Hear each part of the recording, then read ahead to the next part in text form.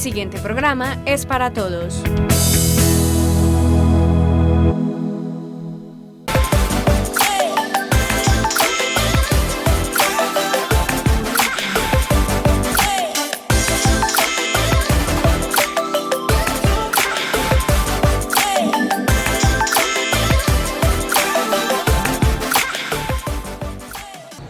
Televidentes del municipio de Andes, bienvenidos una vez más a este espacio que realizamos desde la televisión de los andinos para que usted esté enterado de esos temas de actualidad. Hoy estaremos hablando con la psicóloga Viviana Contreras Echeverry de las pautas de crianza. Ella trabaja desde el programa CASAN en el municipio de Andes y bueno, Viviana, bienvenida y ¿cómo estás? Muchas gracias, Alejandro, muchas gracias por la invitación. Yo trabajo en el programa CASAN. Desde CASAN hacemos un acompañamiento desde nutrición, desde enfermería y como tal yo hago un acompañamiento desde psicología a todas las familias haciendo valoración de todas las familias y en casos puntuales hay niños que requieran algún tipo de atención que sea diferente pues a la valoración que se hace en general a todas las familias. CASAN trabaja en el municipio de Andes y en Antioquia por el tema de alimentación para niños. Precisamente, la psicología, ¿cómo empieza a jugar entonces ahí el papel dentro de esta estrategia Vivi? Hablemos un poquito como de ese diario vivir y qué han hecho desde la psicología en esta estrategia. Bueno, pues, yo empiezo haciendo una valoración a todas las familias, ¿cierto? A los niños que ingresan al programa se les hace un acompañamiento desde todas las áreas y yo hago una valoración de los factores de riesgo y los factores protectores que pueden haber en esa familia. Si encontramos algún tipo o algún factor de riesgo, ahí entraría yo a tratar esos factores específicos que encuentre dentro de la familia, ya sea pautas de crianza, ya sea problemas de convivencia familiar, ya sean problemas que afecten directamente al niño o algún tipo de retraso y dificultad en algún área del desarrollo, ya sea la social, la cognitiva o en el lenguaje. CASAN entonces busca hacer un programa íntegro y que no se preocupa netamente por el peso de los niños y pues por el tema de la alimentación en las familias, sino que va un poco más allá y trasciende dentro de lo que puede concebirse como la estrategia.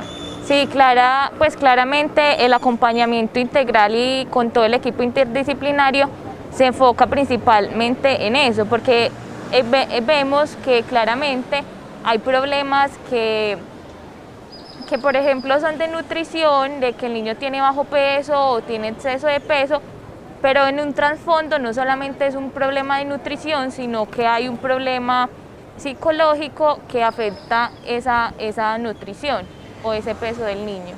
Bueno, Vivi, hablemos y pongámonos ya como en el centro del programa, que son las pautas de crianza. Hablemos de la crianza. ¿Qué es la crianza? ¿A qué hace referencia a las pautas de crianza dentro del contexto que se maneja en las familias? Bueno, Alejo, las pautas de crianza están ligadas a diversos aspectos. Uno de esos pueden ser las creencias, el nivel socioeconómico, las experiencias particulares de crianza y si bien también las habilidades de afrontamiento que tengan todas las personas. En general la crianza es un proceso mediante el cual nosotros promovemos y brindamos apoyo y soporte al desarrollo cognitivo, al desarrollo emocional, al desarrollo físico y emocional de los niños hasta la edad adulta. Son los papás los que son los primeros responsables de esta tarea, por lo que se supone que ellos deberían tener estas capacidades y habilidades para afrontar con éxito la tarea. Es como enseñar por medio del ejemplo, podría verse desde esa forma. Los papás tienen una metodología para enfrentar X o Y situación y por medio de esa situación los hijos pueden ir aprendiendo de cómo se deben hacer las cosas. Sí, claramente la crianza es un proceso secuencial que inician los padres desde su formación como hijos. Entonces es un proceso aparentemente natural y se supone que convertirse en papás desde lo biológico supone o da a los padres como unas habilidades para enfrentar la paternidad y pues ejercerla. Se dice, Vivi, perdón, te interrumpo, que a los padres nadie les enseñó a ser padres y por eso tienden, y como todos los seres humanos, a equivocarse, a aprender de los errores y del diario vivir, porque no hay como una guía de cómo ser un buen padre o una buena madre, sino que es algo que se va aprendiendo con el día a día. Sí, a eso iba específicamente. Se supone que lo que está claro o lo que está predicho es que los padres se convierten desde lo biológico en padres y así tienen las herramientas. Pero hay demandas del ambiente, la sociedad cambia, los avances tecnológicos influyen mucho en eso y hacen que los papás necesiten adaptarse y aprender nuevas formas de ejercer y establecer pautas de crianza en los niños. Los papás aprenden a ser como papás guiándose en lo que ellos aprendieron, ¿cierto? Entonces replican como tales todas las pautas que a ellos les enseñaron. Ajá. Muchas veces se transmiten estas pautas de generación en generación sin modificaciones. Entonces, así de esta manera se transmiten comportamientos que para los padres anteriores fueron efectivos, pero no quiere decir que en este momento lo sean igualmente, porque cada hijo es diferente y cada hijo va a responder de forma diferente a la crianza que recibe. Aquí hay un apartado muy importante, Vivi, es la crianza como tal es la acción de promover y dar soporte a la actividad física, emocional y al desarrollo social y cognitivo de un niño o niña hasta la edad adulta. Hace referencia a la actividad física, al tema emocional y el desarrollo social y cognitivo, porque estos elementos empiezan a jugar un papel importante dentro del proceso de crianza y de acompañamiento. Porque claramente lo que nosotros hagamos como padres en la infancia va a repercutir en el desarrollo de los niños, ¿cierto? Entonces, de alguna forma, los padres son el reflejo de los comportamientos, de las creencias y de todas las pautas que enseñemos en los hijos. Hay algo estipulado como, bueno, yo soy padre, soy madre, voy a X parte para saber cómo debo enfrentar ese proceso de acompañamiento. Hay algo estipulado que yo, como un paso a paso que yo deba seguir, cómo se maneja el tema de las pautas de crianza dentro de los hogares. Cierto, no hay como tal un paso a paso, porque como usted lo dijo anteriormente, no es que haya un libreto y que diga el papá tiene que ser así, así y así. Pero sí hay unos aspectos específicos que se pueden tratar o puntualizar en este tipo de procesos, ¿cierto? Entonces, uno de los procesos o de los puntos que vamos a tratar es, por ejemplo, las diferencias en las pautas de crianza. Por ejemplo, si entendemos que la mamá y el papá son dos personas que vienen de grupos familiares diferentes, se supone también la necesidad de llegar a acuerdos que partan de la negociación y que permitan a los padres establecer las pautas de crianza, las normas y los límites que guiarán como el desarrollo de los niños. Y ahí da como espacio a otro punto que es muy importante, que es el trabajo en equipo. ¿Por qué es importante? Porque este proceso justifica como tal ese trabajo, en los que los padres como unidad tienen que como sentarse a escribir o establecer los guiones de crianza, por decirlo de alguna forma, que con firmeza, con inteligencia y con afectividad, claro está, van a guiar también esas pautas y van a guiar el proceso de los niños. Ese trabajo en equipo se articula también con el resto de personas y figuras adultas dentro de la familia, abuelos, tíos, primos mayores, que pueden empezar a realizar ese acompañamiento. Hay algo que, si bien el proceso parte y es como responsabilidad de papá, mamá, en primera instancia, hay que también tener una comunicación con ellos para saber de qué forma se están dando permisos o se están dando los limitantes a estos niños para poder que haya como una continuidad en el proceso. Sí, Alejandro, si bien es importante como la labor de los padres como principales veedores de este proceso de crianza, también resulta muy significativo la ayuda de otros sistemas u otras redes de apoyo, como lo son la familia extensa, en la que incluyen los abuelos, los tíos, los primos, los hermanos, y otros sistemas como por ejemplo las instituciones educativas o la comunidad en general. Vivi, hay otro aspecto dentro de este proceso de acompañamiento en los hogares con los niños, y es la autoridad. ¿Cómo se debe manejar ese tema ahí dentro de los núcleos familiares para poder que no sea algo muy estricto, muy rígido, que limite a los niños, pero tampoco que sea algo muy flexible, que los deje hacer, como se dice coloquialmente, lo que les dé la gana? Alejo, sí, ahí tienes muy claro eso. El manejo de la autoridad tiene que ser en la familia firme y afectiva. ¿Qué hace esto? Que se promuevan en la familia espacios de confianza y de autonomía. Se tienen que proporcionar ambos aspectos, la firmeza y la afectividad, porque si, como le dije a usted, si es muy firme, no va a funcionar. Si es muy afectivo, tampoco va a funcionar, entonces te tienen que conjugar ambos aspectos. Porque lo que puede llevar a generar el tema de ser muy estrictos es la rebeldía, porque se dice también que lo que nos gusta hacer es lo más prohibido, lo que nos restringen. Entonces, claro, si me niegan a hacer tal cosa, pues me voy a dar la pela por demostrar que sí lo puedo hacer. Entonces también es tener conciencia de ese equilibrio que debe de haber. Y en ese aspecto también tiene que haber un equilibrio entre lo que estaba mencionando ahora. Tiene que haber como una unificación de los criterios de la mamá y de la papá por dos cosas. Primero, por lo que dije ahorita, que los papás son el reflejo de los comportamientos y de todas las pautas que enseñan los niños.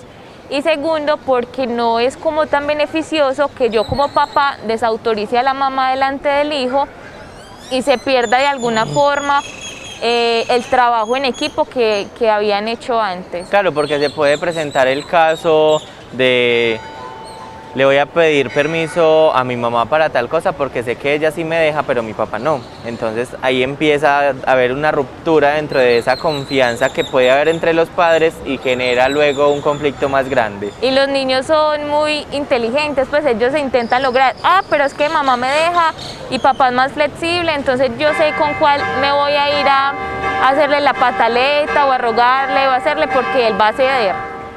Vivi, me parece que es importante que en este momento hablemos de esos tipos de crianza que puede haber. Si bien no hay un manual específico como debo hacer esto, esto y esto, pero sí hay algunas metodologías o modalidades dentro de lo que concierne a la psicología. Sí, Alejo, hay varias clasificaciones en torno a las tipologías de familia, pero en común, o la que más se repite, comprende 4 tipos de tipologías, de tipos de familia. El primero es el tipo de familia autoritario, que son las familias que son altamente demandantes para sus hijos, que dan órdenes que son muy estrictas y que de alguna forma no corresponden a la edad del niño, que se enfocan principalmente en lo malo que hagan el niño y no en lo bueno. ¿Este tipo de acciones tiende a generar alguna consecuencia por parte de los niños en cuanto a la confianza que se tiene con los padres, o puede no generar un choque ahí con ellos? Sí, pues lo que nosotros hagamos como padres en la infancia con los niños puede repercutir un poco en el desarrollo de los niños, ¿cierto? Entonces, estos niños que son criados bajo esta modalidad tienden a ser como inseguros, tienden como a ser dependientes, tienden de pronto a tener sentimientos de frustración o rebeldía. Que es lo que de pronto mencionábamos ahorita, que lo prohibido es lo más deseado por hacer, entonces tiende a darse como ese tipo de características dentro de los niños. Hablemos del segundo, o dentro del autoritario hay algo en lo que más debamos precisar para que vayamos avanzando un poco. Bueno, yo creo que el autoritario pues así está bien. El segundo tipo sería la familia negligente o los padres negligentes, que se caracterizan principalmente por no demostrar como interés por el bienestar de sus hijos, no les interesa de alguna forma pasar tiempo con sus hijos, priorizan otras áreas de su vida como el trabajo, los amigos o el ocio.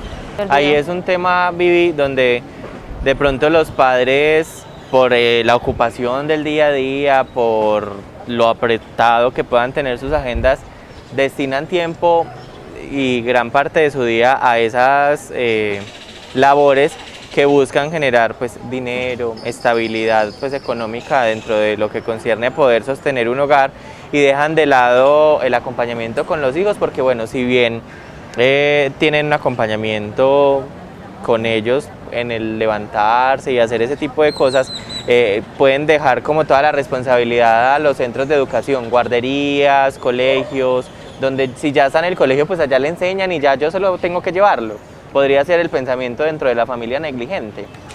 Sí, Alejo, pues las familias, se nota mucho, es muy común que las familias solamente destinen la educación y la crianza a las instituciones educativas, y se ve mucho que los papás, si bien tienen que trabajar, porque obviamente hay que tener ingresos en la familia, el poco tiempo que pueden tener libre tampoco lo destinan a sus hijos.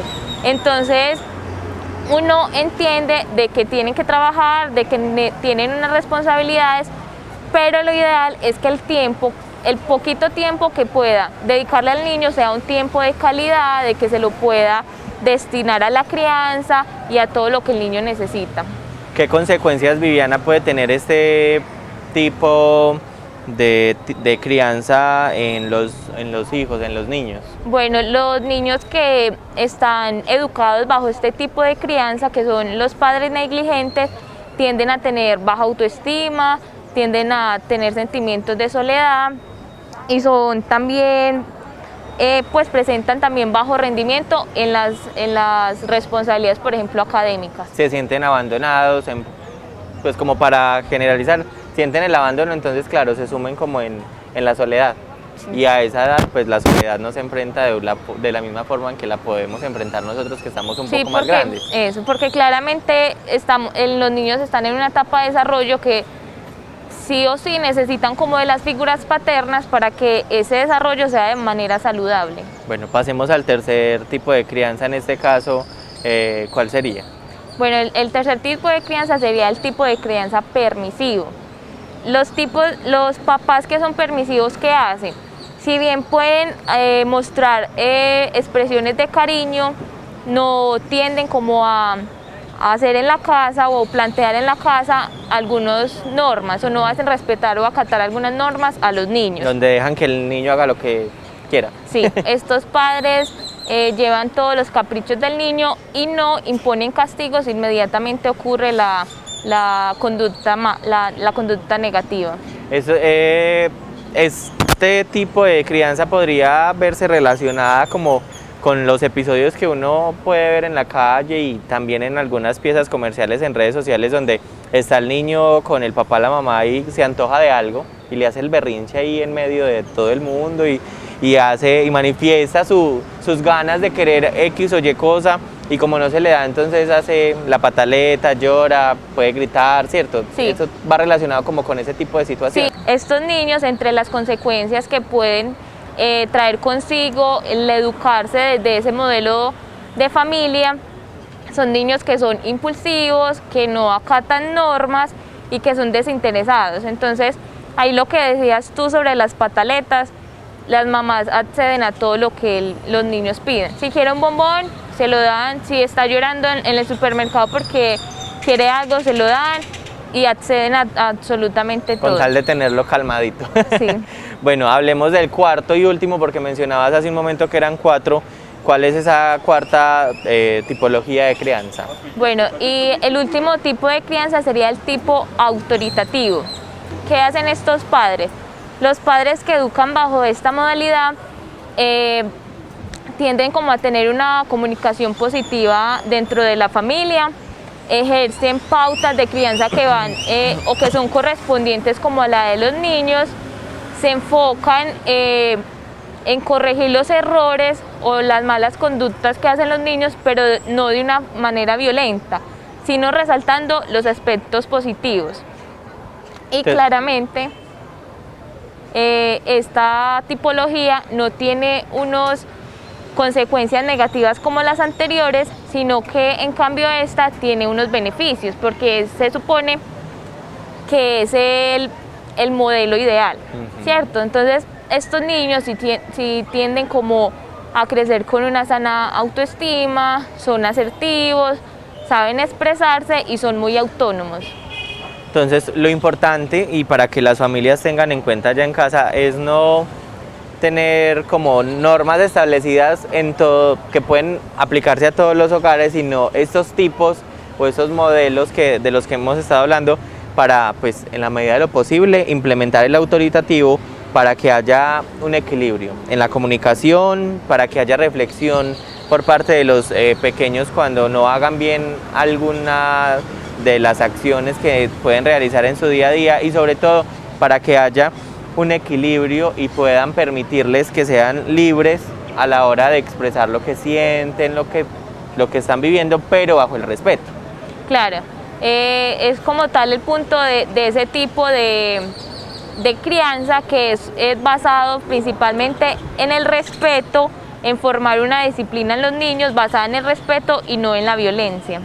Bueno, es importante también que hablemos dentro de la temática del espacio sobre los castigos y los límites. Es pertinente que las familias también puedan tener claro hasta dónde decir sí, hasta dónde decir no, porque eso también hace parte de que haya éxito dentro del acompañamiento por parte de ellos con sus hijos.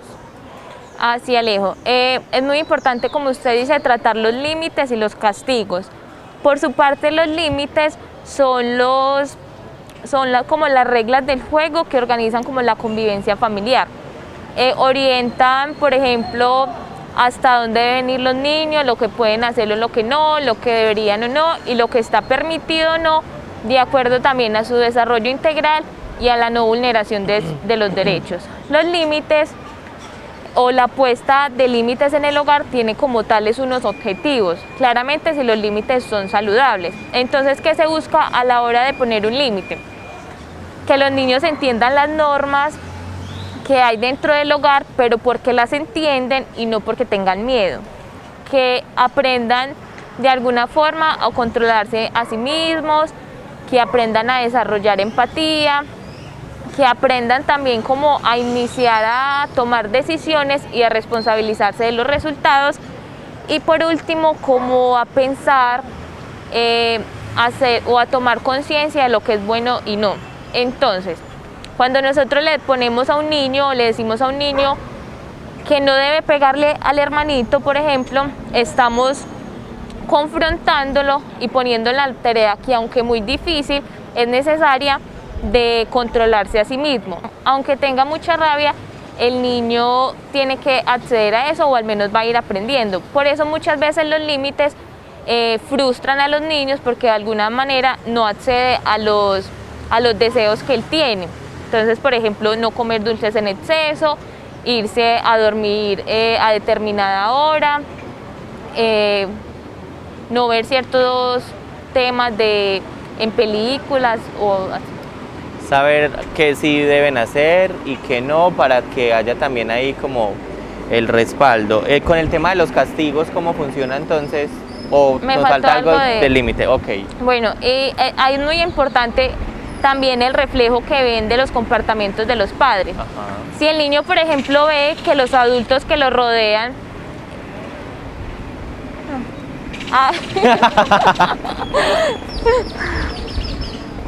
Retomemos, es importante lo del ejemplo. Ahí es muy importante lo del ejemplo que el niño ve de los adultos, porque si el niño, por ejemplo, ve de los adultos que lo rodean que resuelven los problemas de manera constructiva y pacífica, él también va a interiorizar ese tipo de estrategia para resolver los problemas de él. Entonces, el ejemplo del papá que grita para que el niño también deje de gritar, claramente nos está mostrando la estrategia equivocada, porque el niño va a aprender que de alguna forma el grito es una forma de arreglar los problemas. Y ahí tengo un ejemplo muy general, que es el de la mamá que está hablando por teléfono y que tiene dos opciones. Seguir la conversación y mostrarle a la niña de que esa estrategia que está usando no es la adecuada y que no va a funcionar, o colgar la llamada y darle a la niña la atención que ella está demandando de forma incorrecta.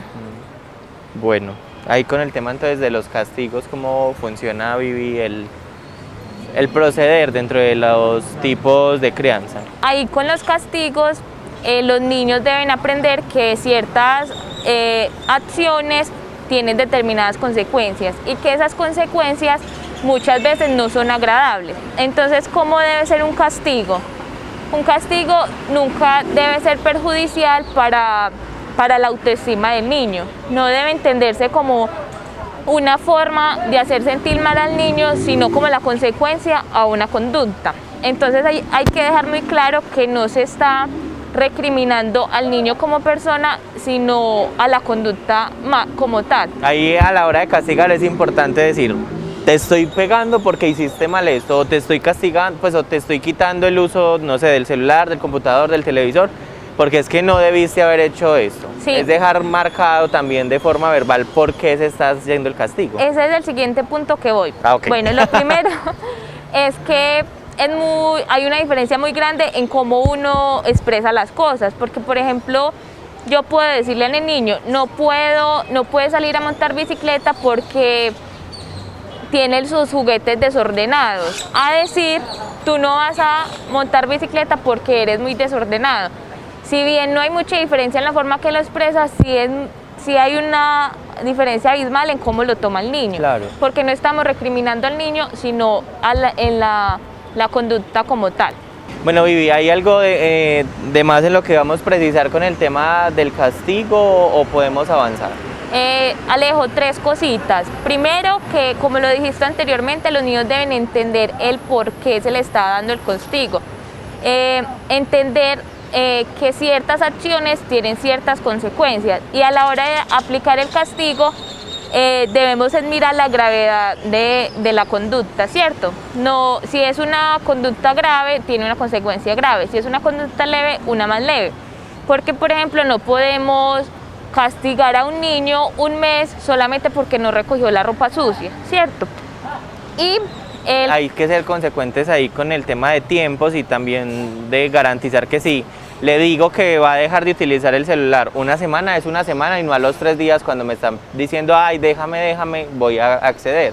Sí, ahí es muy importante lo que mencionábamos ahora, el manejo de la autoridad tiene que ser firme, porque si los niños ven como ambivalencia en esas normas, esos límites, saben que haciendo alguna de todas las pataletas que pueden hacer, pueden acceder a lo que quieren. Y es muy importante también que las sanciones estén relacionadas con la conducta, la mala conducta que hicieron. Por ejemplo, si el niño no hace las tareas, se le restringe, por ejemplo, el uso de la televisión o los videojuegos. Si el niño entra a la casa con los pies sucios y ensucia todas las casas, el castigo correspondiente sería, por ejemplo, limpiar el coso. Y muy importante es que si nosotros así tengamos mucha rabia y estemos muy enojados, nunca le podemos pegar al niño. ¿Por qué? Es muy importante porque el niño puede calmarse al momento de ser golpeado y dice como que, bueno, me calmo. Pero no va a traer beneficios a largo plazo porque de alguna forma el niño está aprendiendo de que si hace tal conducta, hace enojar a los papás. Pero no está aprendiendo, no está interiorizando que esa conducta como tal es mala. Entonces como que hay una desvirtualización ahí de lo que se espera. No se espera es cambiar al niño que se calme o sino cambiar la conducta mala. Ahí retomo de pronto una frase que hay acá dentro del documento y es: educar con amor no es llegar a los extremos.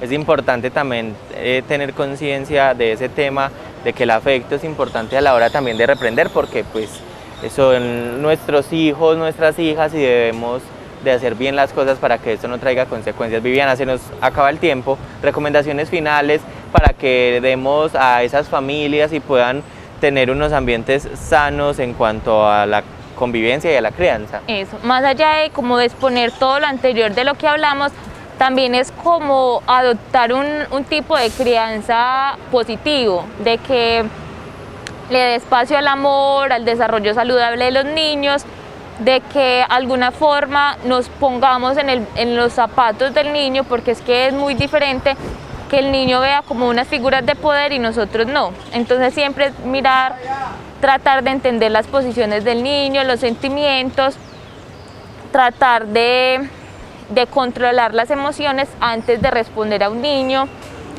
saber que de alguna forma la crianza es un proceso difícil y que los tropiezos también hacen parte como de este proceso.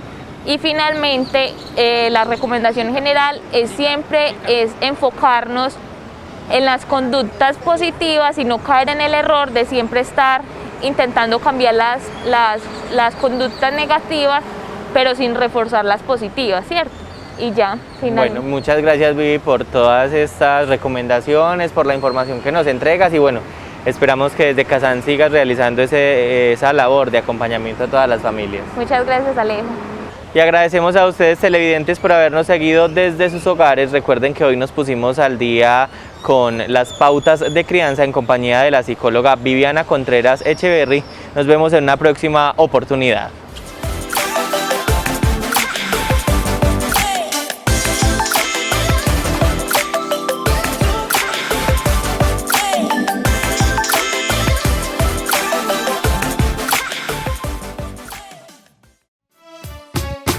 AUPAN, la televisión de los andinos.